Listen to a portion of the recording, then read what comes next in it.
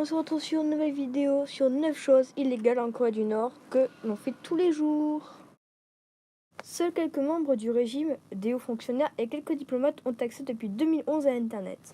Mais attention, il ne s'agit pas du même Internet que nous. Pas de Google, pas de Facebook. Simplement une boîte de réception, des mails et quelques pages de propagande.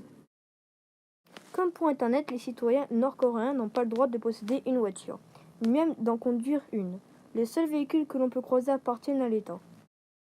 Les Nord-Coréens ne peuvent pas, comme notre journaliste l'avait expérimenté, passer 72 heures devant NRJ12.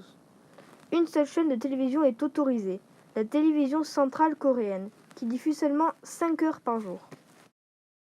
Le seul dieu légitime en Corée du Nord est le leader du régime communiste. Les Bibles, comme tous les autres livres sacrés, sont interdites. Si un chrétien est pris la main dans le sac, il est envoyé illico presto dans un camp de travaux forcés et les responsables d'église sont tout bonnement exécutés.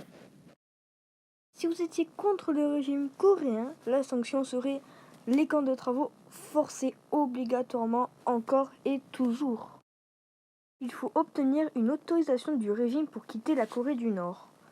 Sans autorisation, toute personne qui tente de sortir du pays est considérée comme une ordure méprisable, selon les propres mots d'une déclaration du ministère nord-coréen de la sécurité populaire.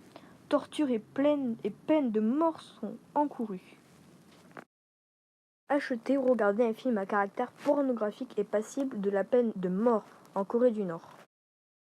La Corée du Nord et Cuba sont les deux seuls pays au monde à ne pas commercialiser cette boisson, la deuxième la plus vendue au monde.